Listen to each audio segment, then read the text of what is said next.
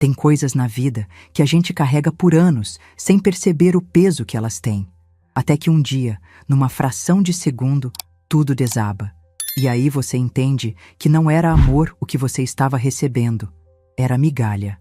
Migalha embrulhada em papel de presente, enfeitada com laço de gratidão, mas ainda assim, migalha. Me chamo Valéria Santos, tenho 67 anos e essa história começa no dia em que descobri que ser mãe não significa aceitar humilhação. Que criar um filho sozinha por 25 anos não me dava direito a um lugar na vida dele, mas me dava direito a exigir respeito. Deixa eu te contar sobre o dia em que minha vida mudou completamente. Era um sábado de novembro, céu azul daqueles que prometem felicidade. O casamento do meu único filho, Miguel, estava acontecendo num salão decorado com flores brancas e douradas. 130 convidados, música ao vivo, mesa de doces que parecia saída de revista. Tudo perfeito, tudo caro, tudo pago, em parte, com os R$22 mil que peguei emprestado, usando meu apartamento como garantia. Eu estava ali, no meio daquela festa linda, vestindo meu melhor vestido, um verde esmeralda que comprei no ano anterior e guardei religiosamente para essa ocasião especial. Havia passado a manhã inteira me arrumando, escolhendo o brinco certo, o batom que não borrasse. Queria estar bonita para o casamento do meu filho. Queria que ele se orgulhasse de mim. Mas desde o momento em que cheguei ao salão, tive uma sensação estranha no peito. Era como se eu fosse uma convidada qualquer, não a mãe do noivo. Durante a cerimônia, fiquei sentada na terceira fileira, não na primeira, onde normalmente ficam os pais. Fernanda havia organizado os lugares, e aparentemente meu lugar era ali, entre os tios distantes e amigos de trabalho. Miguel estava lindo no altar, alto, de ombros largos, sorriso largo. O menino que criei sozinha desde os 3 anos de idade havia se tornado um homem bonito. Por um momento, esqueci tudo e só senti orgulho. Orgulho misturado com uma pontada de nostalgia. Lembrei dele aos 5 anos, correndo pela casa de chinelo furado, me chamando para ver um desenho que havia feito. Mãe, olha, desenhei eu e você. Era sempre eu e ele nos desenhos. Nunca havia mais ninguém. O pai dele nos abandonou quando Miguel completou 3 anos. Simplesmente acordou numa manhã e disse que não aguentava mais a responsabilidade de ser pai, que precisava viver a vida. Pegou as roupas, deixou R$300 em cima da mesa da cozinha e nunca mais voltou. Miguel ficou dias perguntando quando o papai ia chegar. Eu não sabia o que responder. Foram anos difíceis depois disso. Eu trabalhava como doméstica de manhã, como vendedora à tarde e ainda fazia faxina em escritórios 3 vezes por semana. Chegava em casa exausta, mas sempre com energia para ajudar Miguel com o dever de casa, para ouvir como foi o dia dele na escola, para fazer o jantar que ele gostava. Morávamos num quartinho de fundos alugado. Tinha uma cama de solteiro que dividíamos, um fogão de 2 bocas e um chuveiro que só esquentava quando estava com vontade. Mas era nosso, e Miguel nunca reclamou. Pelo contrário, ele era carinhoso, grudento até. Me abraçava quando eu chegava do trabalho, dizia que eu era a mãe mais linda do mundo, me ajudava a carregar as sacolas do mercado. Durante 25 anos, economizei cada centavo que sobrava. Deixava de comprar roupa nova, adiava consultas médicas, comia macarrão sem carne várias vezes por mês. Tudo para juntar dinheiro e conseguir dar uma vida melhor para Miguel. Meu sonho era comprar um apartamento próprio, nosso primeiro lar de verdade, depois que ficamos só nós 2. Quando Miguel fez 28 anos, consegui. Um apartamento pequeno, mas nosso. 2 quartos, sala, cozinha americana. Não era grande coisa, mas quando abri a porta pela primeira vez e vi Miguel sorrindo, soube que havia valido a pena cada sacrifício. Coloquei o apartamento no nome dele também. Queria que soubesse que tudo o que eu conquistava era pensando nele. Foi nessa época que ele conheceu Fernanda. Ela era diferente de tudo que Miguel havia conhecido até então. Vinha de família com dinheiro, havia estudado em universidade particular, falava 3 idiomas. Era bonita, elegante, sabia se comportar em qualquer ambiente. E desde o primeiro dia, me olhou como quem olha para um móvel velho que não combina com a decoração nova. No começo, tentei ser simpática. Fazia os pratos que Miguel gostava quando ela vinha jantar, perguntava sobre o trabalho dela, elogiava as roupas caras que usava, mas Fernanda respondia com monossílabos, sorrisos educados e um olhar que dizia claramente: "Você não deveria estar aqui." Aos poucos, Miguel começou a mudar. O menino carinhoso que me abraçava todo dia quando chegava do trabalho se tornou distante. Quando Fernanda estava presente, ele mal dirigia a palavra para mim. Era como se tivesse vergonha da mãe que o criou. As sugestões começaram sutis. Fernanda dizia que Miguel e ela precisavam de privacidade sempre que eu estava em casa. Depois, começou a fazer comentários sobre a decoração, sobre como o apartamento era apertado para um casal jovem. Miguel, cego de paixão, concordava com tudo que ela dizia. Quando o pedido de casamento chegou, 2 anos depois, Fernanda já havia plantado na cabeça do meu filho que eu era um obstáculo na vida perfeita que eles estavam construindo juntos. A festa que ela queria custava uma fortuna.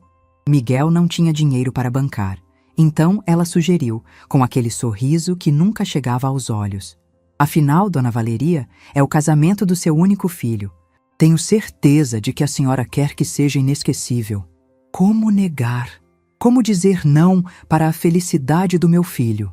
Peguei um empréstimo de R$22 mil, usando o apartamento como garantia. Era quase tudo que eu ganhava em 2 anos de trabalho, mas valia a pena se Miguel fosse feliz. Durante os preparativos, fui sendo cada vez mais deixada de lado. Fernanda escolhia tudo: o local, a decoração, o cardápio, até as flores, sem me consultar. Quando eu tentava opinar sobre algum detalhe, ela me cortava educadamente. "Deixa que eu entendo dessas coisas, Dona Valéria. A senhora pode ficar tranquila." Miguel ficava em silêncio durante essas situações. Às vezes eu pegava o olhar dele, esperando que dissesse alguma coisa, que me defendesse, que lembrasse que eu também era parte daquela família. Mas ele sempre abaixava a cabeça e mudava de assunto. 3 semanas antes do casamento, Fernanda apareceu no apartamento com uma proposta que me deixou sem chão. Ela e Miguel precisavam de um lugar maior para começar a vida de casados. Queriam que eu emprestasse o apartamento para eles por alguns anos, enquanto ela terminava a pós-graduação. Em troca, eu poderia ficar no quarto menor e contribuir com as despesas da casa. "É só temporário, Dona Valéria," ela disse, sentada no sofá que eu havia comprado com tanto carinho. "Só até a gente se organizar melhor." Quando eu disse que precisava pensar, ela se irritou pela primeira vez na minha frente. "Miguel, fala com sua mãe. Ela não pode ser egoísta assim numa hora dessas." Meu filho, o menino que eu criei sozinha, que protegi de tudo e de todos, abaixou a cabeça e murmurou: "Mãe, é só temporário. A Fernanda tem razão. Eu sabia que não era temporário. Sabia que estava perdendo meu filho para uma mulher que me via como um estorvo. Mas aceitei, porque ainda acreditava que ser mãe significava se sacrificar infinitamente pela felicidade dos filhos." E então chegou o dia do casamento. A cerimônia foi linda. Miguel estava emocionado, Fernanda radiante no vestido de renda francesa, que custou mais do que meu salário de 6 meses. Durante os votos, tentei sentir alegria, mas havia um vazio no peito que eu não conseguia explicar. Era como se estivesse assistindo à felicidade de 2 pessoas que eu mal conhecia. Na festa, me esforcei para parecer alegre. Conversei com os poucos convidados que me dirigiam a palavra. Elogiei a decoração, sorri para as fotos, mas o tempo todo sentia que estava sobrando ali, como se fosse uma figurante na própria história do meu filho. Foi durante a dança dos noivos que Fernanda se aproximou de mim. Estava radiante, rodeada de amigas que bebiam champanhe e riam alto. O vestido de noiva brilhava sob as luzes do salão, o véu esvoaçava como se ela fosse uma princesa saída de um conto de fadas. Ela chegou perto de onde eu estava, próxima à mesa do bolo, e estendeu a mão na minha direção.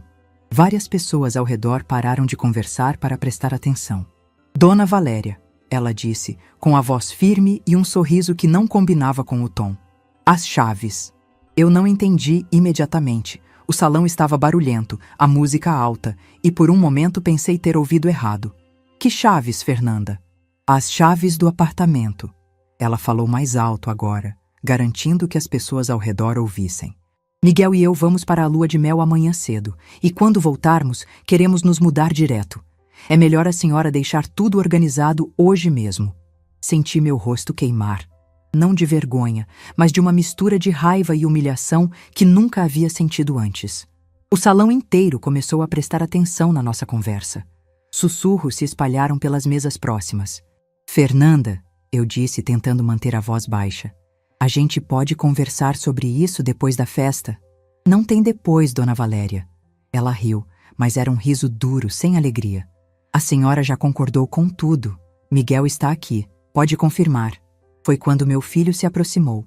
Estava visivelmente constrangido, mas não hesitou em apoiar a esposa.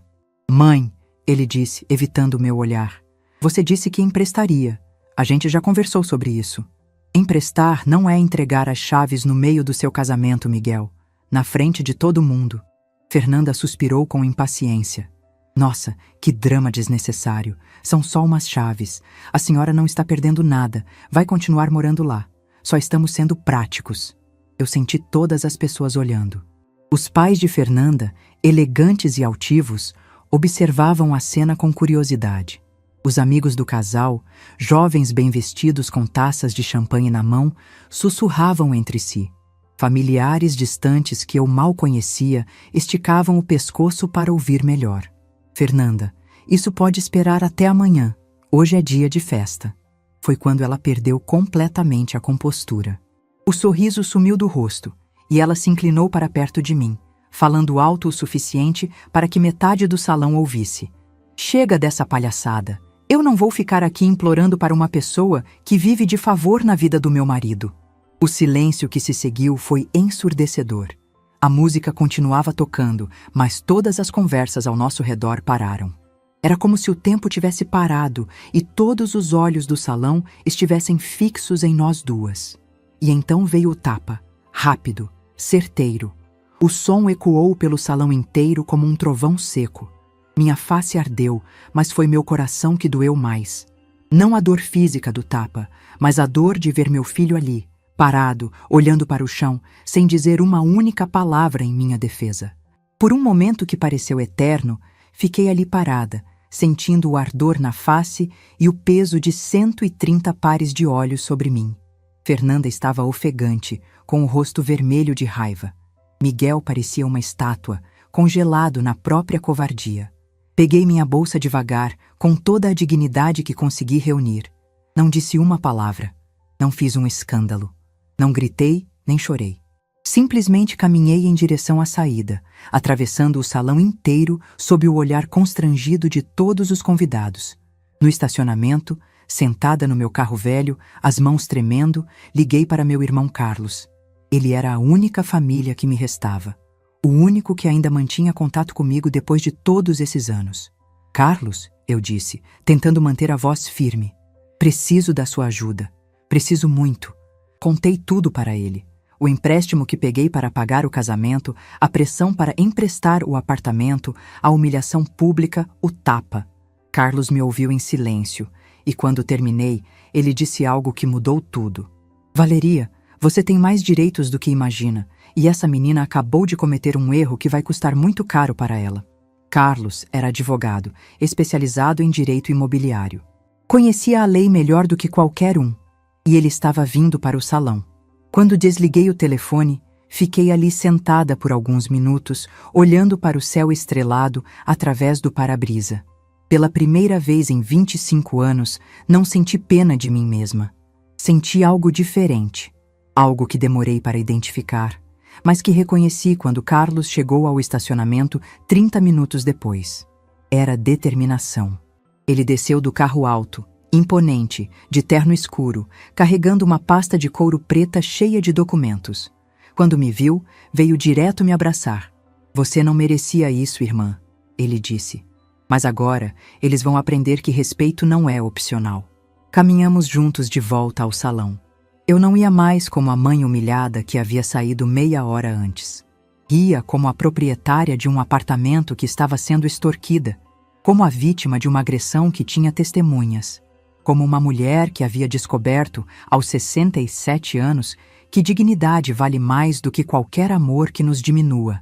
Quando Carlos abriu a porta do salão, vi Miguel e Fernanda dançando como se nada tivesse acontecido.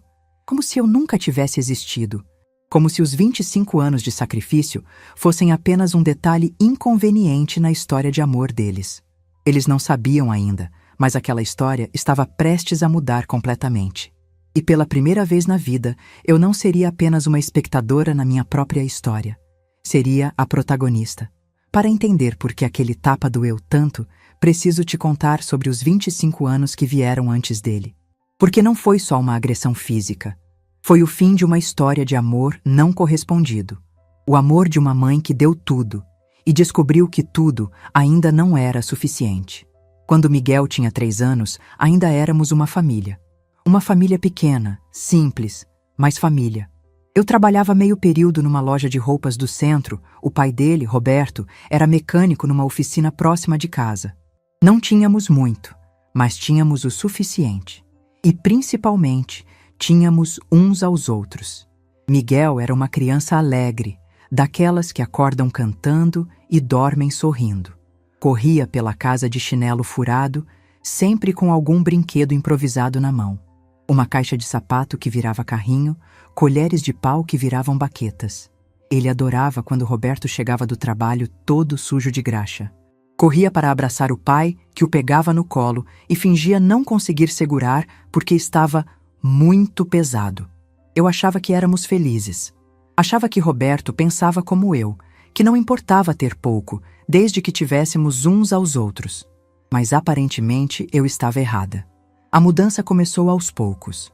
Roberto chegava mais tarde em casa, sempre com desculpas sobre serviços extras na oficina. Quando estava conosco, parecia distante, como se seus pensamentos estivessem em outro lugar. Miguel tentava chamar a atenção do pai, mas Roberto estava sempre cansado demais para brincar. Numa manhã de terça-feira, acordei e encontrei Roberto sentado na mesa da cozinha, ainda com a roupa do dia anterior. Ele não havia dormido em casa. À minha frente havia uma mala pequena e R$ 300 em notas amassadas.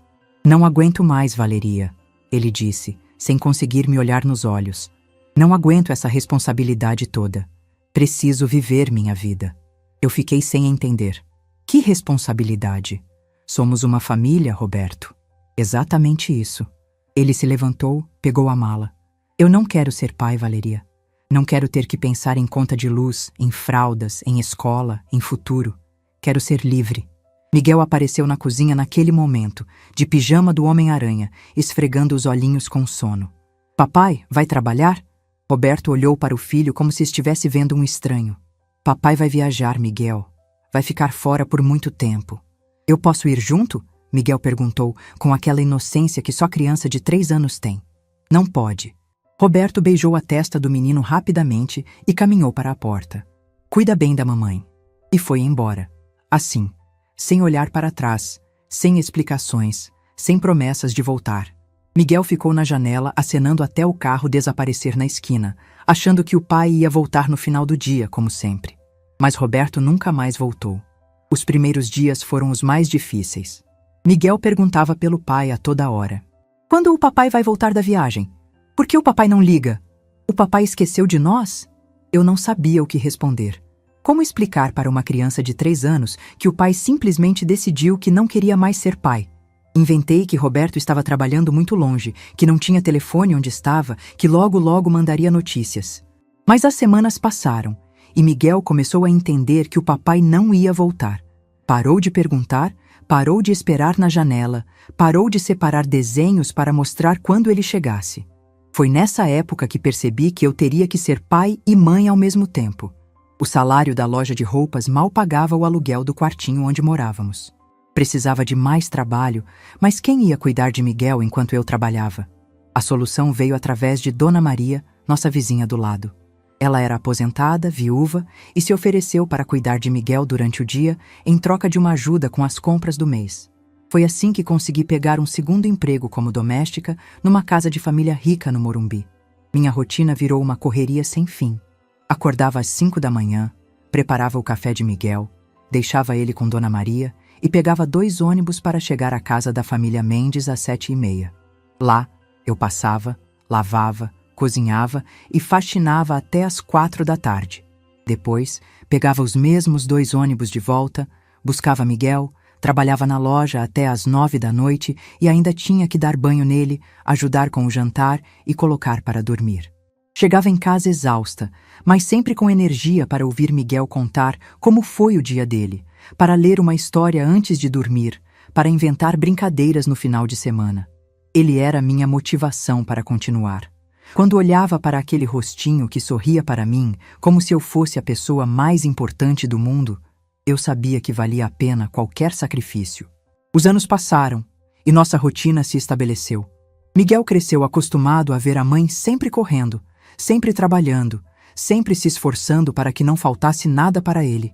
Nunca reclamou quando eu chegava tarde, nunca pediu brinquedos caros que não podia comprar, nunca me fez sentir culpada por não ter tempo suficiente. Pelo contrário, ele se tornou meu companheiro. Me ajudava a carregar as sacolas do mercado, secava a louça enquanto eu lavava, fazia companhia enquanto eu passava roupa. Conversávamos sobre tudo, a escola, os amigos, os sonhos para o futuro. Era meu melhor amigo, meu confidente, minha razão de viver. Quando Miguel completou 10 anos, consegui um terceiro trabalho. Faxina em escritórios 3 vezes por semana, das 10 da noite até 2 da madrugada. Era pesado, mas o dinheiro extra me permitiu começar a sonhar com algo que parecia impossível: um apartamento próprio. Durante anos, guardei cada centavo que sobrava numa latinha de biscoito escondida atrás do fogão. Deixava de comprar roupa nova, usava a mesma bolsa preta por 5 anos, cortava meu próprio cabelo. Quando Miguel precisava de tênis novo para a escola, eu comprava. Quando ele queria um livro, eu comprava. Quando ele sonhava com um videogame usado, eu juntava dinheiro por meses para dar de presente de aniversário. Mas para mim, nada. Houve semanas em que comíamos macarrão puro porque a carne estava cara demais. Miguel nunca reclamou. Ele dizia que macarrão da mamãe era o mais gostoso do mundo. Houve meses em que adiei consultas médicas porque o dinheiro do médico significava uma semana a menos de comida. Miguel nunca soube disso. Quando ele fez 15 anos, consegui matriculá-lo num curso de informática. Era caro, mas eu sabia que educação era a única herança real que podia deixar para ele. Trabalhei fins de semana numa lanchonete para pagar as mensalidades, mas ver Miguel animado aprendendo sobre computadores valia cada hora extra. "Mãe", ele me disse um dia, voltando do curso com os olhos brilhando, "quando eu crescer, vou comprar uma casa grande para nós duas. Com quintal, piscina, tudo que a senhora merece." Meu coração se encheu de orgulho e esperança. Meu filho estava crescendo generoso, grato, sonhador. Todos os sacrifícios valiam a pena para ter criado um homem assim. Os anos do ensino médio foram duros financeiramente, mas emocionalmente foram os melhores da nossa vida. Miguel havia se tornado um adolescente responsável, carinhoso, estudioso. Ajudava nas tarefas de casa sem que eu pedisse, me abraçava quando chegava do trabalho, me contava sobre as meninas da escola que achava bonitas. Éramos confidentes um do outro. Quando ele foi aceito numa faculdade pública de administração, chorei de felicidade. Meu filho, o menino que o pai havia abandonado, estava conquistando o mundo, e eu havia conseguido dar a ele as ferramentas para isso. Durante a faculdade, Miguel conseguiu um estágio numa empresa de contabilidade. Não ganhava muito, mas era independência. Mesmo assim, continuava morando comigo no quartinho de fundos, dividindo sonhos e planos para o futuro. Foi quando ele estava no 3º ano da faculdade que o milagre aconteceu. Juntei dinheiro suficiente para dar a entrada num apartamento próprio. 25 anos economizando centavo por centavo, trabalhando em 3 empregos, abdicando de tudo para realizar aquele sonho. Lembro do dia em que fomos ver o apartamento pela primeira vez. Era pequeno, 2 quartos, sala, cozinha americana, um banheiro, mas era nosso. Miguel ficou emocionado. "Mãe, a senhora conseguiu! Conseguimos!" Na hora de assinar o contrato, tomei uma decisão que mudaria tudo. Coloquei o apartamento no nome dele também. Miguel seria coproprietário. Queria que soubesse que tudo o que eu conquistava era pensando nele, no futuro dele. "Mãe, eu não posso aceitar isso", ele disse, com lágrimas nos olhos. "Pode sim. Você é meu filho, meu companheiro de vida. Esse apartamento é nosso." Nos primeiros meses no apartamento novo foram os melhores da nossa vida. Compramos móveis usados mais bonitos, pintamos as paredes juntos, decoramos cada cantinho com carinho. Miguel me ajudava com tudo, elogiava minha comida, trazia amigos da faculdade para conhecer a mãe mais guerreira do mundo. Eu me sentia completa. Depois de 25 anos de luta, havia conseguido dar um lar de verdade para meu filho. Tínhamos nossa própria casa, nossa independência, nossa dignidade. Foi nessa época de felicidade plena que Miguel conheceu Fernanda.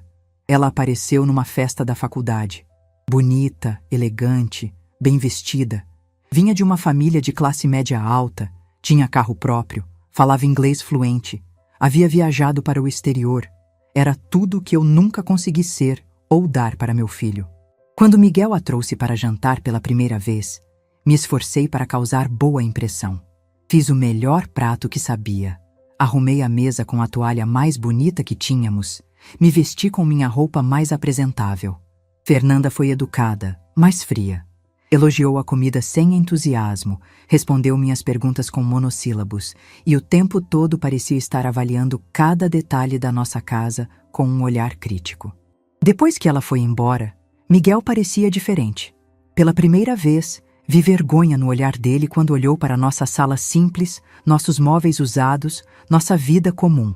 Ela é especial, né, mãe? Ele disse. É uma moça bonita, eu respondi. Se você gosta dela, eu gosto também. Mas alguma coisa dentro de mim já sabia que aquela menina ia mudar tudo entre nós. Havia algo no jeito que ela olhava para mim, como se eu fosse um obstáculo na vida perfeita que estava planejando com meu filho. Nos meses que se seguiram, Miguel começou a mudar. Aos poucos, quase imperceptivelmente no início. Parou de me contar sobre o dia dele na faculdade, parou de trazer amigos em casa. Quando Fernanda estava presente, ele mal dirigia a palavra para mim.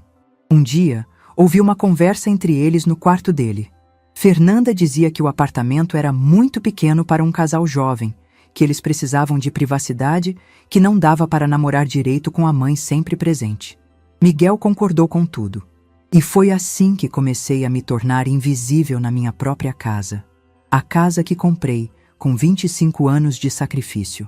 A casa que coloquei no nome dele por amor.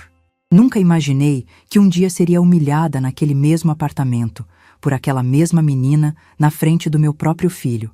Mas a vida tem dessas ironias. Às vezes, aquilo que fazemos por amor se torna exatamente o que nos destrói. O que eu não sabia ainda era que também pode se tornar exatamente o que nos liberta. Existem momentos na vida em que você sente que está sendo manipulada, mas o amor te faz acreditar que tudo vai dar certo no final. Foi exatamente isso que aconteceu nas 3 semanas que antecederam o casamento do Miguel. Cada conversa, cada pedido, cada pequeno favor era uma peça sendo colocada no lugar para me empurrar exatamente para onde Fernanda queria. O pedido de casamento havia acontecido numa sexta-feira. Miguel chegou em casa radiante, segurando uma pequena caixa de veludo azul. Fernanda havia dito sim, e eles queriam fazer uma festa dos sonhos. Meu coração se encheu de alegria por ele, mas uma parte estranha de mim já pressentiu que aquele momento marcava o fim de algo importante entre nós. Nos dias seguintes, começaram os preparativos. Ou melhor, começaram as imposições. Fernanda aparecia no apartamento carregada de revistas, catálogos, listas intermináveis de fornecedores. Tudo caro, tudo luxuoso, tudo completamente fora da realidade financeira do meu filho. Miguel, você viu os preços dessas coisas? Perguntei quando ela saiu para atender uma ligação. Mãe, é o nosso casamento. Só vamos casar uma vez na vida. Filho, mas vocês dois juntos não ganham nem metade do que essa festa vai custar. Foi quando Fernanda voltou da ligação e, como se tivesse ouvido nossa conversa através da parede, se aproximou com aquele sorriso calculado. Dona Valéria, imagino que a senhora queira que o casamento do seu único filho seja inesquecível, não é? Conversei com meus pais e eles vão ajudar com uma parte. Mas precisamos de mais uns 22 mil para completar o orçamento. 22 mil reais, uma quantia que eu levaria anos para juntar novamente. Fernanda, eu não tenho esse dinheiro disponível, mas a senhora tem o apartamento. O Miguel me contou que consegue fazer um empréstimo usando como garantia. É só temporário, até a gente se organizar melhor. Olhei para Miguel, esperando que ele dissesse alguma coisa, que me defendesse. Mas ele ficou em silêncio, olhando para o chão. Naquela noite, deitada na cama, tomei a decisão. Fui ao banco e peguei o empréstimo. A partir daquele momento, meu papel ficou claro. Eu não era mais consultada sobre nada, apenas informada sobre as decisões que ela e Miguel tomavam juntos. Dona Valeria, o buffet será o Villa Gourmet. Muito elegante, ela anunciava, como se estivesse me dando satisfações de como meu dinheiro seria gasto. Vocês provaram a comida? Viram o local? Eu perguntava. Ah, sim. Eu e Miguel fomos lá na semana passada. Está tudo perfeito. Eu nem sabia que eles tinham ido provar locais. Ninguém me convidou. Era como se eu fosse apenas a pessoa que estava financiando a festa, não a mãe do noivo. Quando tentei opinar sobre algum detalhe, flores mais simples, arranjos menos rebuscados, Fernanda me cortava educadamente. Deixa que eu entendo dessas coisas, Dona Valéria. A senhora pode ficar tranquila. Miguel estava sempre presente durante essas conversas, mas permanecia em silêncio. Era como se tivesse perdido a voz, ou pior, como se tivesse perdido a vontade de me incluir nas decisões. 2 semanas depois de pegar o empréstimo, descobri por acaso que eles estavam planejando a lua de mel. Miguel deixou um folheto de resort em Cancún em cima da mesa da cozinha. Vocês vão viajar para o México? Perguntei durante o jantar. Os pais da Fernanda deram de presente de casamento, Miguel respondeu, sem me olhar nos olhos. Uma parte de mim ficou pensando, os pais dela dão uma viagem internacional de presente e eu tenho que me endividar para pagar a festa? Mas guardei o pensamento para mim. Foi 3 semanas antes do casamento que Fernanda finalmente mostrou suas verdadeiras intenções. Era uma quinta-feira à noite. Miguel estava trabalhando até tarde e Fernanda apareceu no apartamento sozinha. Disse que queria conversar sobre algumas coisas práticas. Sentou-se no sofá que eu havia comprado com tanto carinho e me olhou com uma seriedade que nunca havia visto antes. Dona Valéria, precisamos conversar sobre a situação de vocês após o casamento. Nossa situação? O apartamento é muito pequeno para um casal recém-casado. Miguel e eu precisamos de privacidade, de espaço para construir nossa vida juntos. Senti um frio na barriga. Fernanda, este é o apartamento do Miguel. Ele mora aqui desde que compramos. Exato. Por isso a solução é perfeita. A senhora pode ficar no quarto menor e nós ficamos no quarto maior. É só uma reorganização. Fiquei sem palavras. Ela estava me propondo que eu me tornasse uma inquilina no meu próprio apartamento. E onde eu vou colocar minhas coisas? Ah, a senhora pode doar o que não for essencial. Afinal, a senhora não precisa de tanta coisa mesmo. É só temporário, uns 2, 3 anos. Até eu terminar a pós e conseguir um emprego melhor. 2 ou 3 anos. Eu já conhecia a Fernanda o suficiente para saber que temporário, na boca dela, significava permanente. Preciso conversar com o Miguel sobre isso. Claro, aliás, foi ideia dele. Ele só ficou com vergonha de falar com a senhora diretamente. Quando Miguel chegou em casa naquela noite, percebi que ele estava nervoso. Demorou para me olhar nos olhos, ficou mexendo no celular durante o jantar. Miguel, a Fernanda conversou comigo hoje sobre vocês morarem aqui após o casamento e eu ficar no quarto menor. Ele suspirou. Mãe, é só temporário. A Fernanda tem razão. O apartamento é pequeno, mas é nosso. E a gente não tem dinheiro para alugar outro lugar agora. Filho, você quer que eu saia do meu quarto? Não é isso, mãe. A senhora vai continuar morando aqui. Só vai trocar de quarto. A gente se organiza. Doa o que não couber, guarda o resto.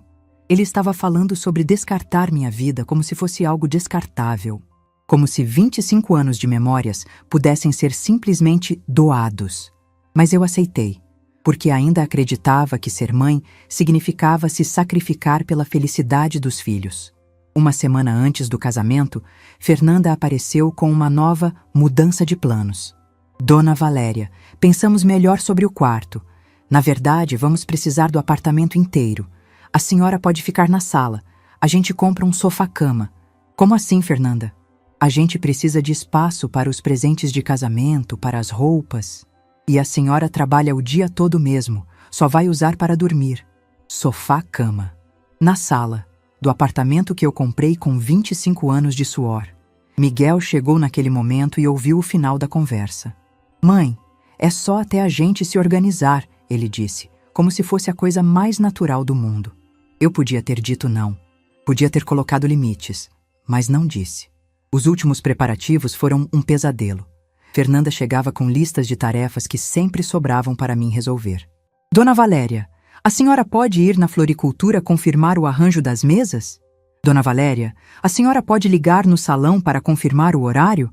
Dona Valéria, a senhora pode buscar meu vestido na costureira? Eu corria atrás de tudo, resolvia todos os problemas, cuidava de cada detalhe. Miguel nem ficava sabendo. Fernanda fazia questão de me dar as tarefas quando ele não estava presente. 3 dias antes do casamento, ela fez questão de me informar sobre mais um detalhe. Ah, Dona Valéria, esqueci de avisar. A senhora vai sentar na 3ª fileira durante a cerimônia. Os pais ficam na 1ª, padrinhos na 2ª e família estendida na 3ª. Família estendida. Depois de criar Miguel sozinha por 25 anos, eu havia sido rebaixada à categoria de família estendida. Fernanda, eu sou a mãe do noivo. Sim, mas meus pais convidaram muitas pessoas importantes. É questão de protocolo. Na véspera do casamento, enquanto passava meu vestido verde esmeralda, que havia comprado meses antes com dinheiro de trabalhos extras, senti um aperto no peito que não conseguia explicar. Olhei ao redor do apartamento que em breve não seria mais meu. Meus móveis já estavam sendo separados entre o que caberia no quarto menor e o que seria doado. Minhas plantas favoritas já tinham um novo lugar reservado para não atrapalhar a decoração que Fernanda queria fazer. Minha vida estava sendo desmontada peça por peça e eu havia permitido que isso acontecesse. Naquela noite, deitada pela última vez no meu quarto, olhando para o teto que em breve seria de outra pessoa, uma parte de mim sussurrou que algo estava muito errado. Que mães não são descartadas após criarem filhos sozinhas. Que amor não inclui humilhação. Que gratidão não significa aceitação de desrespeito. Mas calei aquela voz. Porque ainda acreditava que no dia seguinte, vendo meu filho feliz no altar, tudo valeria a pena. Na manhã do casamento, acordei às 5 da manhã e comecei a me arrumar com todo carinho. Cabelo, maquiagem, unhas. Queria estar bonita para o casamento do meu filho. Queria que ele se orgulhasse de mim. Quando saí de casa para ir ao salão, levei na bolsa as chaves do apartamento. Não porque pretendia entregá-las, mas porque sabia que Fernanda pediria. E uma parte de mim, uma parte muito pequena mas persistente, queria ver até onde ela seria capaz de ir. Cheguei ao salão 1 hora antes da cerimônia. Tudo estava perfeito. Flores lindas, decoração de revista, buffet impecável. Tudo que Fernanda havia sonhado estava ali, pago com meu suor e meu endividamento. Durante a cerimônia, sentada na 3ª fileira como uma parente distante, vendo Miguel no altar sorrindo para Fernanda como se ela fosse a única pessoa no mundo, senti uma mistura estranha de orgulho e melancolia. Meu menino havia se tornado um homem bonito, mas eu estava me sentindo como uma estranha na própria história dele. A festa começou e durante as primeiras horas tentei aproveitar. Sorri quando necessário, elogiei quando perguntaram. Fiz o papel da sogra satisfeita. Mas o tempo todo havia uma sensação estranha no ar. Como se eu estivesse esperando que algo acontecesse. Como se toda aquela tensão acumulada nas últimas semanas fosse explodir a qualquer momento. E foi exatamente isso que aconteceu. Quando Fernanda se aproximou de mim durante a dança dos noivos, radiante no vestido de renda francesa, rodeada de amigas elegantes, eu soube que o momento havia chegado. O momento de descobrir quem realmente mandava naquela história. E o momento de descobrir até onde eu estava disposta a ser empurrada antes de empurrar de volta. Tem momentos na vida que você descobre uma força que não sabia que tinha. Foi exatamente isso que aconteceu quando senti o ardor daquele tapa na minha face e vi 130 pares de olhos fixos em mim. Pela primeira vez em 25 anos, não senti pena de mim mesma. Senti algo muito mais poderoso. Indignação. O silêncio no salão era ensurdecedor. A música continuava tocando ao fundo, mas todas as conversas haviam parado. Fernanda estava ofegante, com o rosto vermelho de raiva. Miguel parecia uma estátua, congelado na própria covardia, olhando para o chão como se pudesse se esconder ali.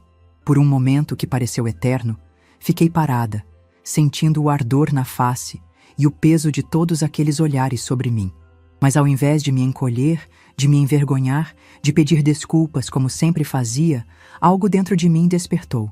Peguei minha bolsa devagar, com toda a dignidade que consegui reunir. Não disse uma palavra. Não fiz um escândalo. Não gritei, nem chorei. Simplesmente caminhei em direção à saída, atravessando o salão inteiro sob o olhar constrangido de todos os convidados. A cada passo que dava, sentia como se estivesse acordando de um sonho muito longo. Um sonho onde eu acreditava que amor significava aceitar qualquer coisa. Onde eu pensava que ser mãe era sinônimo de ser capacho. Onde eu imaginava que gratidão se comprava com sacrifício infinito. No estacionamento, sentada no meu carro velho, as mãos tremendo não de medo, mas de uma raiva que nunca havia sentido antes, liguei para meu irmão Carlos. Carlos era 2 anos mais novo que eu, mas sempre foi o mais esperto da família.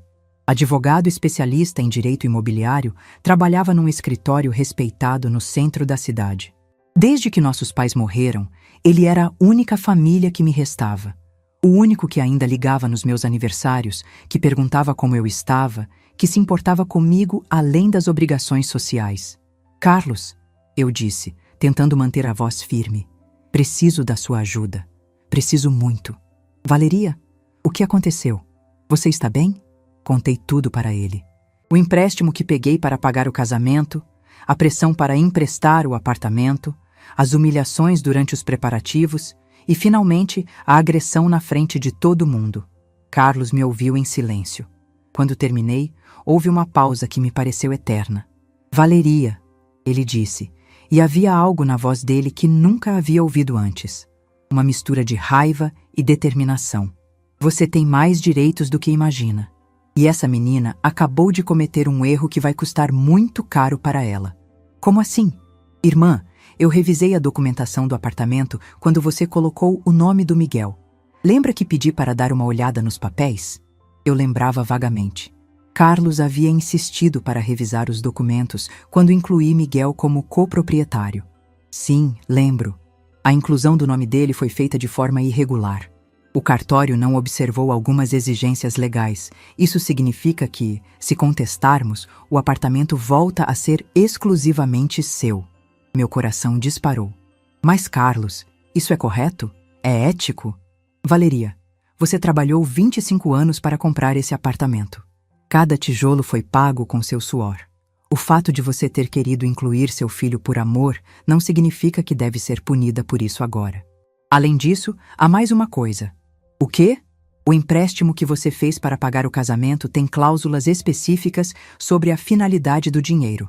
Era para uma celebração familiar, certo? Baseada em harmonia e respeito mútuo? Sim. A agressão que você sofreu hoje descaracteriza completamente essa finalidade. Você pode cancelar o empréstimo com base nisso e ainda pode processar por constrangimento e lesão corporal. Você tem testemunhas, 130 para ser exato.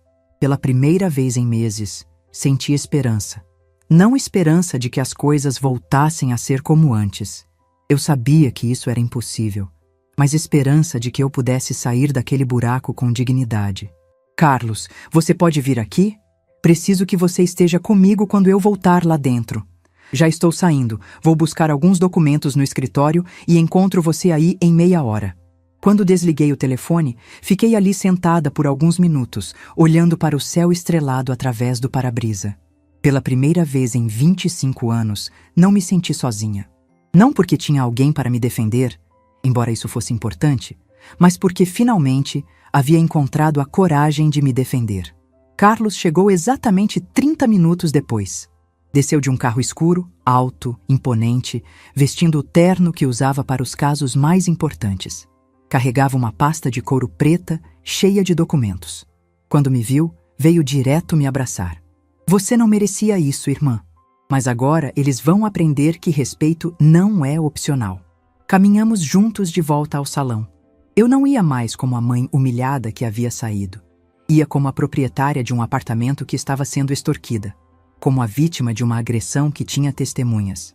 como uma mulher que havia descoberto que dignidade vale mais do que qualquer amor que nos diminua. Quando Carlos abriu a porta do salão, a festa continuava como se nada tivesse acontecido. Miguel e Fernanda dançavam no centro da pista, rodeados de amigos que riam e bebiam champanhe, como se eu nunca tivesse existido.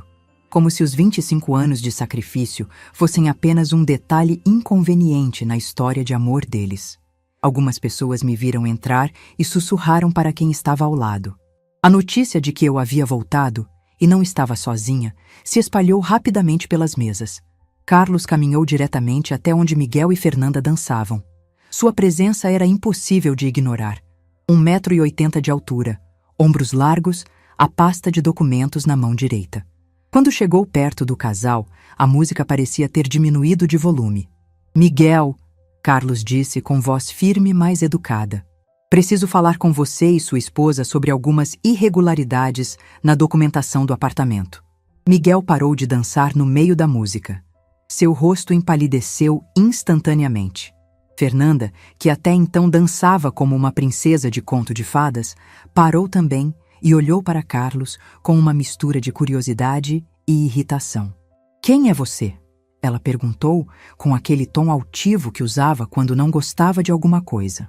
"Sou Carlos Santos, advogado especialista em direito imobiliário e irmão da Valéria." A palavra advogado teve o efeito de uma bomba no pequeno círculo que se formou ao redor deles. As pessoas pararam de dançar para ouvir melhor. Alguns convidados se aproximaram discretamente. "Que irregularidades?"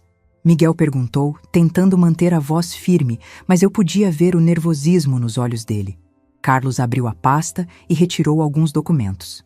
A inclusão do seu nome como coproprietário do apartamento foi feita sem observar as exigências legais necessárias. O cartório não seguiu o protocolo correto para transferência parcial de propriedade. O que isso significa?" Fernanda perguntou, mas agora havia uma pontinha de preocupação na voz. "Significa que o apartamento é exclusivamente da Valéria, sempre foi. A tentativa de inclusão do Miguel é legalmente inválida." O círculo de curiosos havia crescido. Os pais de Fernanda se aproximaram, elegantes e atentos. Alguns amigos do casal pararam de beber para prestar atenção na conversa. "Além disso", Carlos continuou, e agora sua voz se tornou ainda mais formal, "a agressão sofrida pela minha irmã hoje configura constrangimento público e lesão corporal. Temos 130 testemunhas presentes." Fernanda abriu a boca para dizer alguma coisa, mas nenhum som saiu. Pela primeira vez desde que a conheci, ela estava sem palavras. "Também há a questão do empréstimo feito para financiar esta celebração", Carlos prosseguiu, consultando os documentos. "O contrato especifica que o dinheiro seria usado para uma celebração familiar baseada em harmonia e respeito mútuo. A agressão descaracteriza completamente essa finalidade." "O que você está querendo dizer?" Miguel perguntou, e agora havia pânico real na voz dele. "Estou dizendo que minha irmã tem direito a cancelar o empréstimo, retomar a posse integral do apartamento e ainda processar por danos morais e lesão corporal." O silêncio que se seguiu foi ensurdecedor. Até a música parecia ter parado. Todos os olhares estavam fixos em Carlos, que mantinha uma postura profissional e imponente. Fernanda começou a chorar. Não de arrependimento ou culpa, mas de raiva e frustração por ter sido exposta publicamente. "Isso é ridículo. Dona Valeria concordou com tudo." "Acordo feito sob coação não tem validade legal", Carlos respondeu calmamente. "E agressão física anula qualquer acordo anterior." Miguel olhou para mim pela primeira vez desde que Carlos havia chegado. Havia nos olhos dele uma mistura de medo, confusão e algo que demorei para identificar. Reconhecimento de que havia perdido algo importante. "Mãe", ele disse, dando um passo na minha direção. "A gente pode conversar sobre isso?" Foi a primeira vez na noite que ele me chamou de mãe. Não de Valeria ou senhora, como vinha fazendo nos últimos meses. Mãe, mas era tarde demais. "Miguel", eu disse, e minha voz saiu mais firme do que imaginava. "Você teve 25 anos para me tratar como mãe. Teve a vida inteira para me defender quando eu precisava. Teve hoje, na frente de todo mundo, para tomar uma posição." Parei, respirei fundo e olhei nos olhos dele. Você escolheu ficar em silêncio quando sua esposa me agrediu. Escolheu não me defender quando ela me humilhou. Essas foram suas escolhas.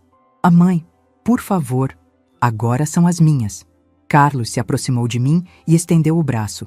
Vamos, irmã, temos papéis para assinar. Caminhamos juntos em direção à saída, atravessando novamente o salão sob o olhar de todos os convidados. Mas dessa vez, não era um olhar de pena ou constrangimento, era um olhar de respeito. Na porta do salão, me virei uma última vez. Miguel estava parado no meio da pista de dança, sozinho, com o rosto nas mãos. Fernanda havia sumido. Provavelmente havia corrido para o banheiro para se recompor. Senti uma pontada no peito. Não de arrependimento, mas de nostalgia. Nostalgia pelo menino que corria pela casa de chinelo furado, que me abraçava quando chegava do trabalho, que dizia que eu era a mãe mais linda do mundo.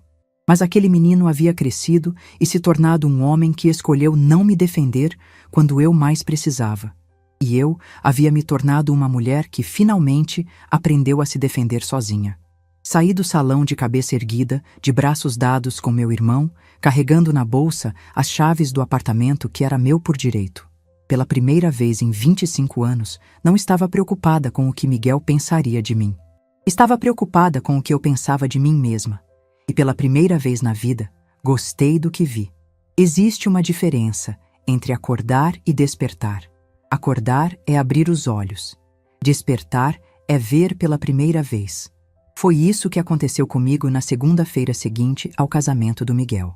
Pela primeira vez em 25 anos, acordei pensando em mim, não nele. O fim de semana havia passado num borrão de ligações ignoradas e mensagens não respondidas. Miguel tentou me ligar dezenas de vezes. Fernanda, surpreendentemente, também. Mas eu não estava pronta para conversar. Estava pronta para agir. Na segunda-feira, às 8 da manhã, estava sentada na sala de espera do escritório do Carlos. Ele havia marcado cedo, antes dos outros compromissos, para que pudéssemos resolver tudo sem pressa. Trouxe todos os documentos que você pediu, eu disse, colocando uma pasta sobre a mesa dele. Carlos pegou os papéis e começou a analisá-los com a precisão de quem faz isso há anos. Escritura do apartamento, contrato do empréstimo, comprovantes de pagamento, certidões. Minha vida inteira resumida em pedaços de papel. Valéria, quero que você entenda exatamente o que vamos fazer antes de tomarmos qualquer decisão, ele disse, tirando os óculos e me olhando diretamente. Uma vez que começarmos esse processo, não há volta. Você tem certeza? Tenho. Mesmo que Miguel venha implorar perdão? Mesmo que prometa que tudo vai mudar? Olhei pela janela do escritório. Lá embaixo, pessoas caminhavam apressadas para seus trabalhos, suas vidas, seus compromissos, cada uma cuidando de si mesma, seguindo seu próprio caminho. Carlos. Durante 25 anos eu acreditei que amor de mãe significava aceitar qualquer coisa. Que ser grata por ter um filho significava permitir que ele me tratasse como quisesse. Que família era mais importante que dignidade. Voltei a olhar para meu irmão. Sábado à noite, vendo meu filho me abandonar quando eu mais precisava dele, entendi que estava errada. Amor que exige humilhação não é amor, é dependência emocional. Carlos assentiu devagar. Então vamos começar. O primeiro passo foi contestar a copropriedade do apartamento. Carlos me explicou que quando incluí Miguel como proprietário, alguns procedimentos legais não foram seguidos corretamente. O cartório havia aceitado a transferência sem exigir certas documentações obrigatórias. Em termos práticos, isso significa que a inclusão do nome dele pode ser anulada, Carlos explicou enquanto datilografava um documento no computador. O apartamento volta a ser exclusivamente seu. Isso não vai criar problemas legais para o Miguel? Não. Ele simplesmente perde um direito que, tecnicamente, nunca deveria ter tido. O segundo passo foi cancelar o empréstimo. Carlos havia descoberto que o contrato tinha cláusulas específicas sobre a finalidade do dinheiro. Celebração familiar baseada em harmonia e respeito mútuo. A agressão que sofri descaracterizava completamente essa finalidade. O banco vai aceitar isso? Vão. Principalmente quando souberem que temos 130 testemunhas de uma agressão física durante o evento que foi financiado com o empréstimo. Às 11 da manhã, saímos do escritório com todos os papéis protocolados. cartório, banco, documentações. Em 15 dias úteis, eu voltaria a ser a única proprietária do apartamento que comprei com 25 anos de suor. Quando cheguei em casa, encontrei Miguel sentado na escada do prédio. Ele estava com a mesma roupa do casamento, amarrotada, sem gravata. Parecia que havia dormido no carro. Os olhos estavam vermelhos e, quando me viu, se levantou rapidamente. Mãe, graças a Deus, estou tentando falar com a senhora desde sábado. Miguel, o que você está fazendo aqui? Tentando explicar, tentando pedir desculpas, tentando consertar isso. Parei na frente da porta do prédio, chaves na mão. Consertar o que exatamente? Tudo. O que a Fernanda fez foi errado. Eu sei disso. Eu devia ter te defendido. Devia. E agora quero consertar. Posso subir? A gente pode conversar? Olhei para meu filho. O menino que correu para meus braços durante anos, que me contava todos os segredos, que dizia que eu era a pessoa mais importante da vida dele. Agora estava ali, implorando para entrar na casa que ele mesmo havia me pedido para emprestar. Miguel, você pode falar aqui mesmo. Aqui na rua? Aqui na rua. Ele passou a mão pelos cabelos, nervoso. Mãe, eu cometi um erro grande. Deixei a Fernanda me influenciar, deixei ela falar mal da senhora, deixei ela fazer aquilo. E por que deixou? A pergunta saiu mais direta do que eu pretendia. Miguel ficou alguns segundos em silêncio. Por quê? Porque eu achei que a senhora sempre ia estar lá, sempre ia me perdoar, sempre ia aceitar qualquer coisa por mim. E por que achava isso? Porque sempre foi assim. Ali estava a verdade nua e crua. Eu havia ensinado meu filho que ele podia me tratar de qualquer jeito porque eu sempre perdoaria. Havia criado um adulto que achava que amor materno era incondicional. Não no sentido de que eu sempre o amaria, mas no sentido de que sempre aceitaria qualquer comportamento dele. Miguel, você está casado agora. Sua família é a Fernanda. Não, minha família é a senhora também. Sábado à noite, quando ela me agrediu na frente de todo mundo, onde estava sua família? Ele baixou a cabeça. Estava lá, Miguel. Em silêncio, deixando acontecer. Eu sei, e me arrependo, por isso estou aqui. E onde está sua esposa agora? Miguel hesitou. Em casa. Está chateada. Chateada por ter sido exposta, ou chateada por ter me agredido. Mais silêncio. Miguel, vou te dar um conselho de mãe, talvez o último. Volte para sua casa. Cuide do seu casamento. Aprenda a ser um homem que defende as pessoas que ama, não um homem que fica em silêncio quando elas são humilhadas. E a senhora? E nós? Não existe nós agora, filho. Existe você e sua esposa. E existe eu. Entrei no prédio e fechei a porta. Ouvi Miguel me chamando do lado de fora, mas não me virei. Nos dias seguintes, as ligações continuaram. Miguel tentava todos os dias em horários diferentes. Deixava mensagens longas no celular, pedindo desculpas, prometendo que as coisas seriam diferentes, implorando uma chance de conversar. Fernanda também ligou algumas vezes, no começo tentando se justificar. Dona Valéria, eu estava nervosa, foi o estresse do casamento. Depois tentando barganha. A gente pode fazer um acordo, dividir o apartamento de outra forma. No final, com raiva. A senhora está sendo vingativa e cruel. Eu não atendia nenhuma ligação. 2 semanas depois, Carlos me ligou com as novidades. Tudo resolvido, irmã. O apartamento é oficialmente só seu de novo e o banco cancelou o empréstimo sem ônus. Naquela tarde, fui até o apartamento com uma sensação estranha. Era como se estivesse entrando na minha própria casa pela primeira vez. Durante os preparativos do casamento, eu havia começado a separar minhas coisas para caber no quarto menor. Agora, podia espalhá-las de volta por todos os cômodos. Meus livros voltaram para a estante da sala. Minhas plantas favoritas voltaram para as janelas que recebiam mais sol. Meus quadros voltaram para as paredes da entrada. Era meu apartamento de novo, completamente meu. Naquela noite, preparei um jantar só para mim. Não sobras para esquentar no dia seguinte, não comida pensando no que Miguel gostava. Fiz um prato que eu amava e ele detestava. Peixe grelhado com legumes no vapor. Comi devagar, sem pressa, sem televisão ligada, apenas aproveitando o sabor e o silêncio. Miguel apareceu na porta 3 dias depois.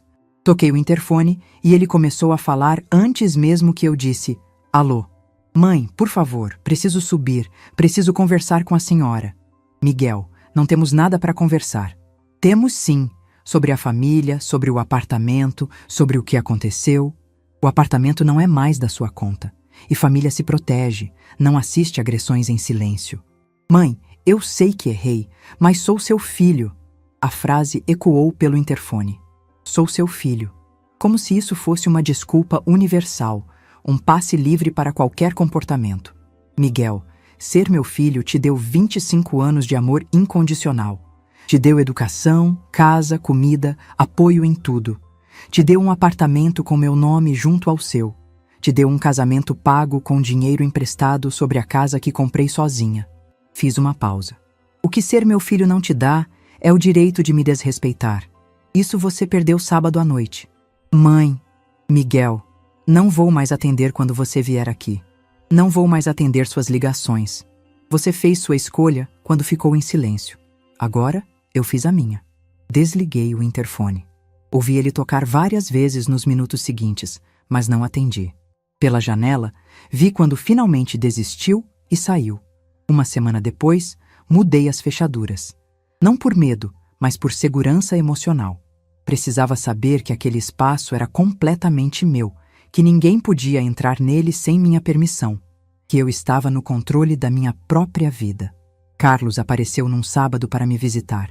Trouxe flores e uma garrafa de vinho. Como você está se sentindo, irmã? Livre, eu respondi, e percebi que era verdade. Sem arrependimentos? Sem arrependimentos. Bebemos vinho na varanda, vendo o movimento da cidade lá embaixo. Era uma sensação estranha, estar ali sem pressa, sem preocupações com horários ou obrigações para com outras pessoas. Valeria, posso te fazer uma pergunta? Claro. Não. Você acha que foi muito dura com o Miguel?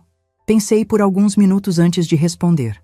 Carlos, durante 25 anos, eu acreditei que amor de mãe significava aceitar qualquer comportamento, que perdoar infinitamente era virtude, que colocar as necessidades do meu filho sempre na frente das minhas era o que uma boa mãe fazia. Tomei um gole de vinho. O que descobri é que isso não criou um filho grato e amoroso. Criou um adulto que achava que podia me tratar de qualquer jeito porque eu sempre perdoaria, que podia me humilhar porque eu sempre aceitaria, que podia escolher não me defender porque eu sempre estaria disponível. E agora? Agora ele vai aprender que respeito não é opcional, que algumas pontes, quando queimadas, não se reconstroem, que amor materno não é sinônimo de capacho emocional. Carlos sorriu. Você mudou, irmã. Mudei. E sabe o que é engraçado? Pela primeira vez na vida, gosto de quem me tornei. Ficamos em silêncio por um tempo, vendo o sol se pôr atrás dos prédios. Eu sabia que a partir daquele momento, minha vida seria diferente. Não seria mais definida pelo que eu fazia por Miguel, mas pelo que eu fazia por mim mesma. E pela primeira vez em 67 anos, isso me parecia o bastante. 2 anos é tempo suficiente para uma vida inteira mudar. Foi o que aconteceu comigo entre aquele casamento desastroso e hoje, quando conto essa história para vocês. 2 anos para aprender que felicidade não vem de ser necessária para outras pessoas, mas de ser suficiente para si mesma. As primeiras semanas após cortar contato com Miguel foram as mais difíceis. Não porque eu me arrependesse, jamais me arrependi, mas porque pela primeira vez em 25 anos não tinha ninguém para cuidar além de mim mesma. Era como aprender a andar de novo aos 65 anos. Comecei pequeno, mudei a decoração da sala, comprei plantas novas para a varanda. Matriculei-me num curso de dança de salão para a terceira idade no centro comunitário do bairro. Não porque tivesse paixão por dança, mas porque queria estar perto de gente que não me conhecia como a mãe do Miguel. Foi lá que conheci Dona Marlene e Dona Rosa, 2 mulheres que se tornaram minhas amigas verdadeiras. Marlene era viúva há 10 anos e havia criado 4 filhos sozinha. Rosa nunca se casou e dedicou a vida inteira a cuidar dos pais idosos até eles partirem. A gente tem que aprender que nossa vida não acabou só porque os outros não precisam mais da gente, Marlene me disse numa tarde depois da aula de forró. A vida recomeça quando você para de viver para os outros e começa a viver para você. Foram elas que me encorajaram a fazer minha primeira viagem sozinha. Uma excursão de 5 dias para a praia, organizada pelo grupo da terceira idade. Eu tinha medo. Nunca havia viajado sem ser a trabalho ou por necessidade. Mas elas insistiram. Valeria, você trabalhou 25 anos sem férias de verdade. Está na hora. A viagem foi uma revelação. Pela primeira vez na vida, acordei todos os dias pensando apenas no que eu queria fazer. Caminhadas na praia ao amanhecer, leitura à sombra, conversas com pessoas que não sabiam nada sobre minha história. Era como ser uma pessoa completamente nova. No segundo dia da viagem, estava tomando café no hotel quando meu celular tocou. Era um número que não reconheci, mas quando atendi, a voz era familiar. Valeria? É a mãe do Miguel. Consegui seu número com uma vizinha. Era a mãe de Fernanda. Ela nunca havia falado comigo diretamente antes. Sempre me tratou com aquela educação fria das pessoas que se acham superiores. O que a senhora deseja? Queria conversar sobre o que aconteceu. Miguel e Fernanda estão passando por dificuldades. Que tipo de dificuldades? Financeiras. Eles não conseguem pagar o aluguel do apartamento que alugaram. E Fernanda não está lidando bem com a situação. Senti uma pontada estranha no peito. Não de pena, mas de curiosidade. E o que isso tem a ver comigo? Pensei que talvez a senhora pudesse ajudar. Afinal, Miguel é seu filho. Ali estava de novo. A chantagem emocional disfarçada de apelo familiar. Senhora, Miguel é meu filho, mas também é um homem adulto, casado, que fez suas escolhas. As consequências dessas escolhas são responsabilidade dele, não minha. Mas ele está sofrendo. E eu sofri durante meses sendo humilhada pela sua filha enquanto meu filho ficava em silêncio. Isso não sensibilizou ninguém na época. Houve uma pausa longa do outro lado da linha. Valeria, não acha que já passou da hora de perdoar? De esquecer o que aconteceu? Eu perdoei, respondi. E percebi que era verdade. Perdoar não significa esquecer. E definitivamente não significa voltar a aceitar desrespeito. Desliguei o telefone e continuei tomando meu café, olhando para o mar. Pela primeira vez, falar sobre Miguel não me deixou abalada. Era como falar sobre um filme que havia assistido há muito tempo. Lembrava da história, mas não sentia mais as emoções. Quando voltei da viagem, soube por Carlos que Miguel e Fernanda estavam realmente com problemas. O casamento havia durado apenas 1 ano e meio. Fernanda não conseguiu sustentar o padrão de vida que queria apenas com o salário de Miguel, e ele não conseguiu dar a ela o que os pais dela sempre deram. Eles se divorciaram na semana passada. Carlos me contou durante um almoço de domingo. Miguel me ligou perguntando se você aceitaria conversar com ele. E você disse o quê? Disse que perguntaria a você. Não quero conversar. Tem certeza? Ele parece estar realmente arrependido. Olhei para meu irmão. Carlos, por que quando uma mulher corta relações com alguém que a desrespeitou, todo mundo acha que ela está sendo vingativa? Se fosse o contrário, se eu tivesse ficado em silêncio enquanto alguém agredia Miguel, você acharia que ele deveria me perdoar apenas porque estou arrependida agora? Carlos sorriu. Não. Então por que é diferente comigo? Porque você é mãe. Exato. E ser mãe me deu o direito de amar Miguel incondicionalmente por 25 anos. Também me dá o direito de proteger minha dignidade agora. 6 meses depois, estava saindo do supermercado quando vi Miguel do outro lado da rua. Ele estava diferente, mais magro, com barba por fazer, roupa simples. Parecia um homem que havia envelhecido vários anos em pouco tempo. Nossos olhares se cruzaram. Por um momento, pensei que ele viria falar comigo, mas ele apenas acenou, timidamente, e continuou caminhando. Senti uma pontada de nostalgia, mas não de saudade. Era como ver uma foto de um tempo que não voltaria mais. Essa foi a única vez que nos vimos nos últimos 2 anos. Hoje, aos 67 anos, tenho uma rotina que nunca imaginei ter. Acordo às 7 da manhã, não porque preciso correr para trabalhos múltiplos, mas porque gosto de aproveitar o dia inteiro. Faço café só para mim, leio as notícias no tablet que comprei com o dinheiro que antes gastava sustentando a vida de outra pessoa. 3 vezes por semana vou à dança. Terças e quintas faço caminhada no parque com Marlene e Rosa. Sábados são meus dias de experimentos culinários. Cozinho pratos que sempre quis tentar, mas nunca tive tempo. Uma vez por mês, visito Carlos e a família dele. 2 vezes por ano viajo. Já fui para a praia 3 vezes, para a montanha 2, e estou planejando conhecer uma cidade histórica no ano que vem. Comprei roupas novas. Não porque estava precisando, mas porque queria. Decorei o apartamento do jeito que sempre sonhei, mas nunca tive dinheiro ou tempo. Adotei uma gata laranja que encontrei na rua e dei o nome de Esperança. As pessoas às vezes me perguntam se não me sinto solitária. A verdade é que descobri a diferença entre estar sozinha e se sentir sozinha. Durante 25 anos, mesmo com Miguel em casa, eu me sentia solitária porque não me sentia vista, valorizada, respeitada. Agora, mesmo morando sozinha, me sinto acompanhada. Acompanhada de mim mesma, das minhas escolhas, dos meus gostos, dos meus sonhos que finalmente posso realizar. Não odeio Miguel, não desejo mal a ele. Simplesmente segui em frente para uma vida onde sou protagonista, não coadjuvante. Onde minhas necessidades importam tanto quanto as dos outros. Onde amor não vem acompanhado de humilhação. Às vezes, tarde da noite, olho para as fotos dele criança que guardei numa caixa no armário. Sinto uma pontada de nostalgia pelo menino carinhoso que corria para meus braços, que me chamava de rainha, que dizia que quando crescesse ia cuidar de mim. Mas não sinto arrependimento. Porque aquele menino cresceu e se tornou um homem que escolheu não me defender quando eu mais precisava. E eu me tornei uma mulher que escolheu defender a si mesma. A vida tem dessas ironias. Passei 25 anos tentando ser a mãe perfeita, sacrificando tudo por Miguel, acreditando que isso me garantiria amor e gratidão eternos. O que descobri é que amor verdadeiro inclui respeito, que gratidão real vem com proteção, que família de verdade te defende quando você está sendo atacada. Hoje entendo que a maior lição que posso ter ensinado para Miguel não foi sobre sacrifício maternal infinito.